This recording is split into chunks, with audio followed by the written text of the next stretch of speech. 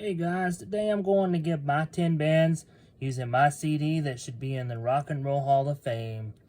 Like, comment, share, subscribe, check out the links in the description.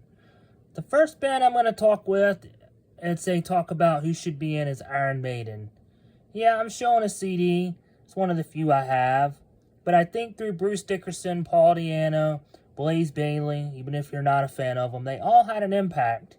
And some of my favorites, I did a video like in long link why they should be in, but Number of the Beast, Prowler, and The Trooper are definitely songs. And they definitely had an impact that Iron Maiden should be in the Rock and Roll Hall of Fame, no doubt. Number 2, Motorhead. You have Lemmy and Fast Eddie Clarke, Filthy Animal, Mickey D, Bill Campbell, and there's many others that had an impact in the band Motorhead.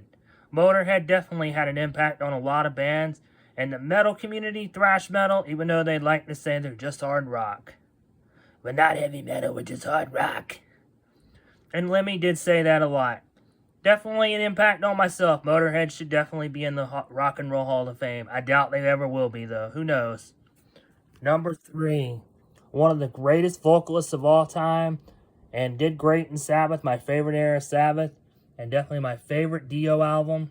I know it's just had an anniversary in the last couple days, but Dio, and you know the Holy Diver, and you know Mob Rules with Sabbath, The Last in Line, Dream Evil. Dio had great music. You could probably use him as a poet. Dio had a lot of great music and made an impact. Number 4, Megadeth. Dave Mustaine should have gone in with Metallica. No doubt about it, because of his impact on the first 3 albums. But Megadeth, Dave basically got kicked out of Metallica and started his own impact. And if I had to say, United All Nations, I do love the remake of one of the songs that they had on Euthanasia, but my favorite Megadeth songs are probably Devil's Island, Wake Up Dead, and Holy Wars. But Megadeth definitely had an impact. So Megadeth should definitely, hopefully one day, I doubt it, who knows. Dave Mustaine's a phenomenal guitar player. Definitely the Countdown era with Nick Menzies and Chris Broderick. Or not Marty Freeman. Chris Broderick was years later, but even they all had an impact. Megadeth should definitely be in the Rock and Roll Hall of Fame. Hopefully one day they will be. Metal Church. Megadeth was number 4. Dio was 3. Metal Church is number 5. I think they should be in. This album alone's a classic. The Dark.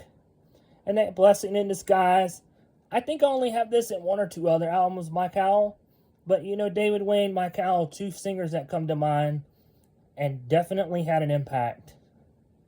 I would say It's a Secret, Fake Killer, Ton of Bricks are my favorite by them. The one singer Pantera I have at number 6. You know the impact Dime had and Phil had and Rex and Vinny. I think Pantera should go in. And I know they're doing a good job as a tribute with Charlie Bronte and Zakk Wylde. But Pantera should definitely go in the Rock and Roll Hall of Fame for the guitar shredding and the rebellious attitude that Pantera had. Definitely an influence to a lot of great bands. Like myself, favorite Pantera songs. New Level, Mouth for War. I do also would say I'm Broken. There's a lot of music by them that I can say I like. And I would say number 7, Matt Barlow, John Schaefer, phenomenal guitar player, Stu Block, Ripper Owens, you know, the John era, the Gary era, Ice Earth. Through the great music they had and the influence they've had, even through what John Schaefer's gone through, and I'm not getting political, they've definitely had an impact on the metal world, despite how many people know them. And even this CD, Incorruptible, has some great music, like Black Flag and Raven's Wing. They should definitely be in. My favorite Ice Earth, The Clouding, I Died for You, and, it might be Vengeance is Mine, yeah. Ice Earth, at number 7, should definitely be in the Rock and Roll Hall of Fame. Maybe they'll reunite with Schaefer and Barlow. I heard Ashes of Aries is doing some things. I love Ashes of Aries.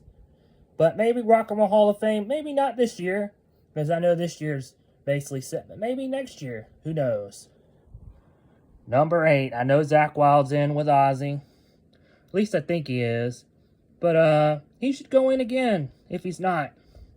Or go in a first time, because Black Label Society. You know, there's some hits on here like Suicide Messiah and In This River. So at number 8, Black Label Society, Zakk's great shredding and great vocals in Black Label Society. Definitely left an impact. A phenomenal player in Ozzy and a phenomenal player in Black Label Society. If I had to say my favorite songs of Black Label are probably, Bridge to Cross, In This River, and I would probably say The Blessed Hell Ride are probably my 3 favorite. So yeah, Zakk Wylde definitely left an impact. Black Label Society should definitely go in. Maybe Zakk Wylde solo, just as a guitar player going like, you know, Elvis or somebody. Who knows? Definitely Black Label. Black Label Society for number 8. Number 9, Christina and Andreas.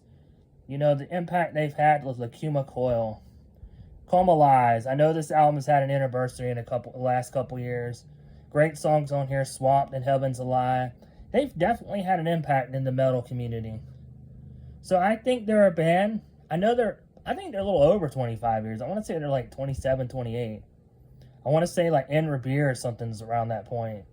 But Lacuma Coil, their impact and everything, definitely should be considered to go in the Rock and Roll Hall of Fame. Even the newest album that I've heard a little bit of, I forgot the title of it, but never really had a bad album. I know some people don't like Shallow Life. I have all the CDs of Lacuma Coil. Maybe I'll share them off with you one day. Except the new album, I'll get it one day.